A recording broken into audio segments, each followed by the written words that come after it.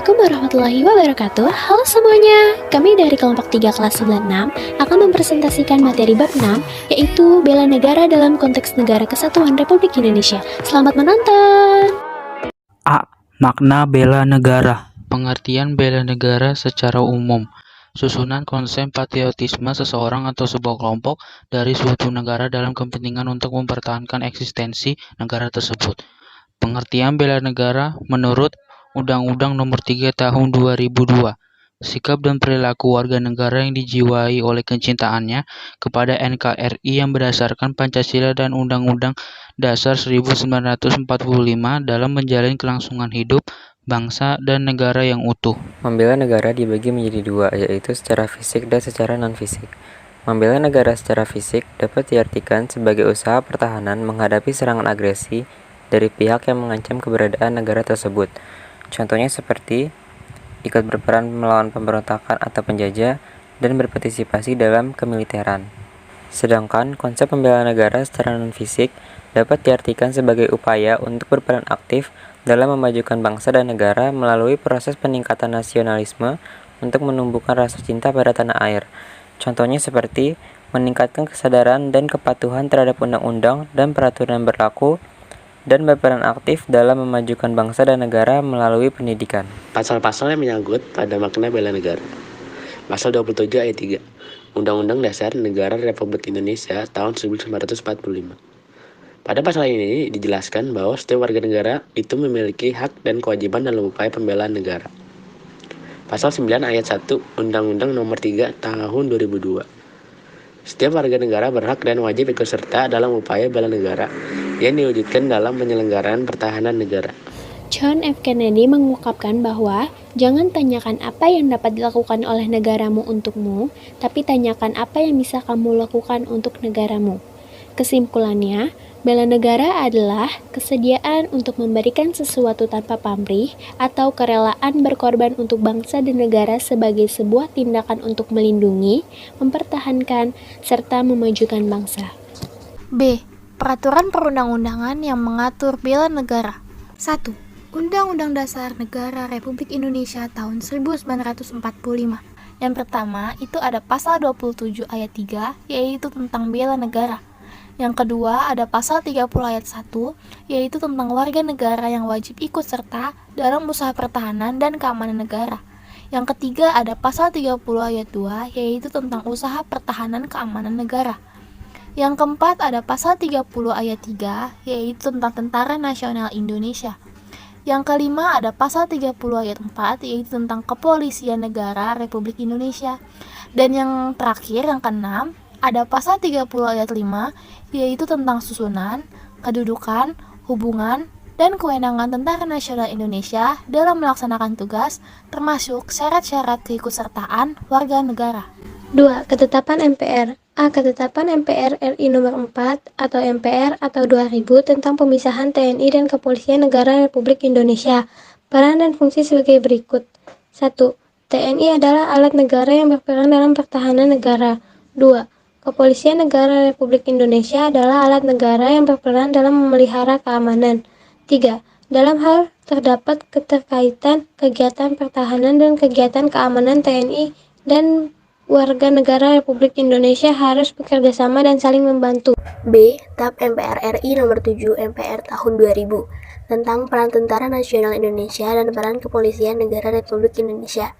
Peran TNI adalah sebagai berikut. Yang pertama yaitu TNI merupakan alat negara yang berperan sebagai alat pertahanan negara kesatuan Republik Indonesia. Yang kedua, TNI sebagai alat pertahanan negara bertugas pokok menegakkan kedaulatan negara dan keutuhan wilayah negara kesatuan Republik Indonesia. Yang ketiga, TNI melaksanakan tugas negara dalam penyelenggaraan wajib militer bagi warga negara yang diatur dengan undang-undang. Peran Kepolisian Negara Republik Indonesia adalah sebagai berikut. 1. Kepolisian Negara RI merupakan kepolisian nasional yang organisasinya disusun secara berjenjang dari tingkat pusat sampai tingkat daerah.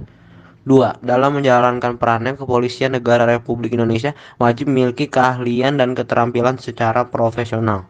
3. Undang-Undang. A. Undang-Undang Nomor 2 Tahun 2002 tentang Kepolisian Negara Republik Indonesia.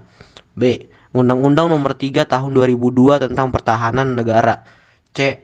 Undang-Undang Nomor 34 Tahun 2004 tentang Tentara Nasional Indonesia. D. Undang-Undang Nomor 39 Tahun 1999 tentang Hak Asasi Manusia Pasal 68. E. Undang-Undang Nomor 23 Tahun 2014 tentang Pemerintah Daerah. C. Perjuangan mempertahankan Negara Kesatuan Republik Indonesia. 1. Perjuangan fisik mempertahankan Negara Kesatuan Republik Indonesia. A. Ada insiden bendera di Surabaya. Terjadi pada 19 September 1945 di Surabaya. Bermula beberapa orang Belanda mengibarkan bendera merah putih biru di atas Hotel Yamato Tunjungan. Aksi menimbulkan amarah rakyat. Mereka menurunkan bendera dan merobek bagian biru, lalu dikibarkan kembali sebagai bendera merah putih. B. Pertempuran 5 hari di Semarang. Terjadi pada tanggal 15 Oktober sampai 20 Oktober 1945. 2000 pasukan Jepang berhadapan dengan TKR dan pemuda. Dr. Karyadi jadi salah satu korban. Namanya diabadikan jadi nama rumah sakit di kota Semarang. Pemerintah membangun Tugu Muda untuk memperingati peristiwa tersebut. C. Ada pertempuran Surabaya 10 November. Kedatangan Brigade 29 di bawah pimpinan Brigadir Malabi 25 Oktober 1945 mengakibatkan kerusuhan. 30 Oktober terjadi insiden Jembatan Merah dan menewaskan Brigadir Malabi. 9 November 1945, Inggris mengeluarkan ultimatum agar menyerahkan senjata pada sekutu sampai 10 November 1945 pukul 6 pagi. Ultimatum tidak dihiraukan rakyat Surabaya. Pecah perang di Surabaya yang dipimpin Bung Tomo. Pertempuran menelan 15.000 korban dan diperingati sebagai Hari Pahlawan. D. Ada pertempuran Ambarawa. Terjadi pada 20 Oktober 1945 di Semarang. Inggris datang di bawah pimpinan Brigjen Battle diboncengi Nica untuk membebaskan tawanan Belanda secara sepihak. Terjadi perlawanan dari TKR dan pemuda. Letkol Isdiman gugur sebagai kusuma bangsa. Kolonel Sudirman, Panglima Divisi Banyumas, terjun dalam pertempuran. 15 Desember 1945, Indonesia berhasil memukul mundur sekutu dan diperingati sebagai Hari Infanteri.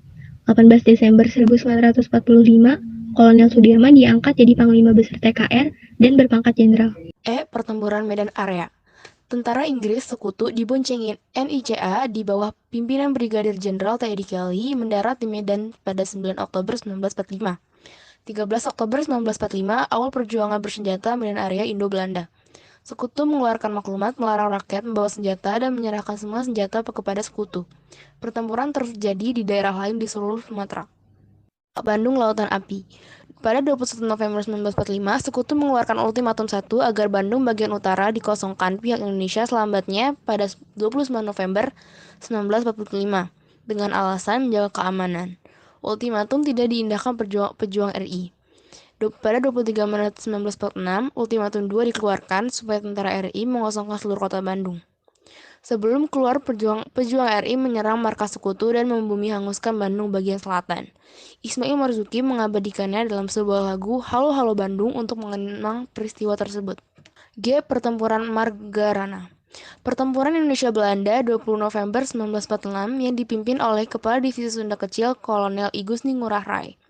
I Gusti Ngurah Rai menggalang kekuatan dan menggempur Belanda pada 18 November 1945. Karena kekuatan dan persenjataannya kurang lengkap, Ngurah Rai dan pasukan dikalahkan. H. Perlawanan agresi militer Belanda. 21 Juli 1947, agresi militer 1 sasarannya Sumatera dan Jawa. Indonesia mengadukan resmi agresi militer pada PBB dan tercapai gencatan senjata. 19 Desember 1948, agresi 2 serangan Yogyakarta, ibu kota, serta penangkapan Soekarno, Muhammad Hatta, Syahrir, dan lain-lain. Dibentuklah PDRI di Sumatera, dipimpin Syarifuddin Prawiranegara. Indonesia mengubah strategi jadi perang gerilya. I. Perang gerilya. Perang dengan berpindah tempat. Jenderal Sudirman dalam keadaan sakit keras dan rombongan bergerilya 8 bulan di Jawa Tengah dan Timur. Kembali ke Yogyakarta 10 Juli 1949. Kolonel A. Nasution, Panglima Tentara dan Teritorium Jawa, menyusun rencana pertahanan rakyat totaliter, perintah siasat nomor 1. Pokok isinya ialah tugas pasukan dari daerah federal yang merupakan pasukan Siliwangi untuk menyusup ke belakang garis musuh membentuk kantong gerilya. 2. Perjuangan mempertahankan negara kesatuan Republik Indonesia melalui jalur diplomasi. A. Perjanjian Linggarjati. Perundingan Indonesia-Belanda di Linggarjati, Jawa Barat 10-15 November 1946. Belanda dipimpin Schermerhorn, Indonesia dipimpin Sultan Syahrir, dan Lord Kelvin dari Inggris sebagai mediator. Menghasilkan persetujuan status kemerdekaan Indonesia yang ditandatangani di Istana Merdeka, Jakarta pada 15 November 1946 dan ditandatangani sah kedua negara pada 25 Maret 1947. Isi Perjanjian Linggarjati. 1. Belanda mengakui secara de facto wilayah Republik Indonesia, yaitu Jawa, Sumatera, dan Madura. 2. Belanda harus meninggalkan wilayah RI paling lambat tanggal 1 Januari 1949. 3. Pihak Belanda dan Indonesia sepakat membentuk negara Republik Indonesia Serikat atau RIS. 4. Dalam bentuk RIS, Indonesia harus bergabung dalam Commonwealth atau Persemakmuran Indonesia-Belanda dengan mahkota negeri Belanda sebagai kepala uni. Perjanjian Renville. Perjanjian Indonesia-Belanda yang ditangani Komisi 3 negara Amerika Serikat, Belgia, dan Australia. Delegasi Indonesia diwakili oleh Amir Syarifuddin, delegasi Belanda diwakili oleh Abdul Qadir Widjoatmojo, ditandatangani kedua pihak pada 17 Januari 1948. Isi Perjanjian Renville. 1. Belanda tetap berdaulat sampai terbentuknya Republik Indonesia Serikat. 2. Republik Indonesia menjadi negara bagian dari Republik Indonesia Serikat. 3. Sebelum Republik Indonesia Serikat terbentuk, Belanda dapat menyerahkan kekuasaannya pada pemerintah federal sementara. 4. Republik Indonesia sejajar kedudukannya dengan Uni Indonesia Belanda. 5. Antara 6 bulan sampai 1 tahun diselenggarakan pemilihan umum untuk membentuk konstituante Republik Indonesia Serikat. 6. Tentara Indonesia di daerah kedudukan Belanda harus dipindahkan ke daerah Republik Indonesia. C. Perundingan Royan-Royan. Perjanjian Indonesia-Belanda. Inisiatif Komisi PBB 4 April 1949 di Jakarta di bawah pimpinan Merle Cochrane, anggota Komisi Amerika Serikat. Delegasi Indonesia diwakili oleh Mr. Muhammad Royem. Delegasi Belanda diwakili oleh Dr. Van Royen. Pernyataan delegasi Republik Indonesia sebagai berikut. 1. Pemerintah Republik Indonesia akan mengeluarkan perintah penghentian perang gerilya. 2. Kedua belah pihak bekerja sama dalam hal mengembalikan perdamaian dan menjaga keamanan serta ketertiban. 3. Belanda turut serta dalam konferensi meja mudar atau KMB yang bertujuan untuk mempercepat penyerahan kedaulatan lengkap dan tidak bersyarat kepada negara Republik Indonesia Serikat. D. Konferensi meja bundar diadakan tanggal 23 Agustus sampai 2 November 1942 di Den Haag. Hasil utama yaitu pengakuan dan penyerahan kedaulatan dari pemerintah Belanda ke Indonesia tanggal 27 Desember 1949, disusun dalam struktur ketatanegaraan berbentuk negara federal Republik Indonesia Serikat. 4 hal penting isi kesepakatan KMB. 1. Pembentukan Uni Belanda Republik Indonesia Serikat yang dipimpin Ratu Belanda secara simbolis. 2. Soekarno dan Muhammad Hatta menjabat sebagai Presiden dan Wakil Presiden Republik Indonesia Serikat periode 1949 sampai 1950. 3. Irian Barat masih dikuasai Belanda dan tidak dimasukkan Republik Indonesia Serikat. 4. Pemerintah Indonesia menanggung hutang Hindia Belanda sebesar 4,3 miliar gulden. Ancaman terhadap NKRI. A. Ancaman dari dalam negeri, yaitu ada disintegrasi bangsa, keresahan sosial dan pelanggaran hak asasi manusia, upaya pergantian ideologi, makar atau penggulingan pemerintah yang sah dan konstitusional, pemikiran memperluas daerah otonomi khusus, pemaksaan kehendak golongan tertentu, memaksakan kepentingan secara tidak konstitusional, potensi konflik antar kelompok atau golongan, praktek KKN, kesenjangan ekonomi, penyalahgunaan narkoba, pornografi, pornoaksi, pergaulan bebas, dan tawuran, dan lain-lain. B. Ancaman dari luar negeri, yaitu ada ancaman politik ikut campurnya negara lain dalam urusan dalam negeri, seperti hak asasi manusia, Ancaman ideologi merupakan ancaman dasar negara Pancasila, seperti liberalisme, komunisme, dan ideologi berbasis agama. Ancaman ekonomi dalam era perdagangan bebas. Ancaman sosial misal masuknya budaya asing melalui disinformasi, propaganda, peredaran narkoba, dan film porno untuk merusak moral dan budaya bangsa. Ancaman pertahanan dan keamanan seperti pelanggaran masuknya pesawat dan kapal perang negara lain, peredaran narkoba, dan kejahatan internasional. D. Semangat dan komitmen persatuan dan kesatuan nasional dalam mengisi dan mempertahankan NKRI. Yang pertama, upaya mengisi dan mempertahankan NKRI. Saat Undang-Undang Dasar 1945 diamandemen, terdapat dua hal penting yang tidak akan pernah mengalami perubahan, yaitu mengenai bentuk negara dan pembukaan Undang-Undang Dasar 1945. Berikut adalah cara mengisi kemerdekaan. 1. Belajar dengan sungguh-sungguh. 2. Mengikuti upacara dengan khidmat. 3. Menciptakan kondisi masyarakat yang aman dan saling toleransi satu dengan yang lainnya. 4. Meningkatkan penguasaan ilmu pengetahuan dan teknologi untuk membangun bangsa. 5. Meningkatkan pembangunan di segala bidang dan merata di seluruh daerah di Indonesia. Berikut adalah cara mempertahankan kemerdekaan. 1. Siap sedia membela tanah air. 2. Menjaga keutuhan bangsa dan negara. 3. Menolak campur tangan atau intervensi asing. 4. Memperkuat sistem pertahanan dan keamanan rakyat semesta. 5. Melestarikan budaya bangsa. 2. Perwujudan bela negara dalam berbagai aspek kehidupan. A. Ideologi. Perwujudannya yaitu 1. Percaya dan yakin terhadap Tuhan Yang Maha Esa. 2. Saling menghormati dan mencintai antar sesama manusia. 3. Menempatkan persatuan dan kesatuan. 4. Mengutamakan musyawarah. Dan yang kelima, menjaga keseimbangan antara hak dan kewajiban. B. Politik dan hukum. Perwujudannya yaitu 1. Mewujudkan stabilitas politik nasional. 2. Kegiatan menyampaikan aspirasi secara lisan ataupun tulisan. 3. Memberikan saran atau usul kepada pihak-pihak yang berwenang. Dan yang keempat yaitu turut melaksanakan kebijakan-kebijakan serta peraturan perundang-undangan yang dibuat oleh pemerintah. C. Ekonomi. Dalam bidang ekonomi, setiap warga negara dituntut untuk dapat meningkatkan taraf hidupnya yang lebih baik dalam rangka pemenuhan kebutuhan ekonominya dengan 1. Bekerja mencari nafkah. 2. Melakukan transaksi jual beli sesuai dengan kesepakatan bersama dan ketentuan yang berlaku. 3.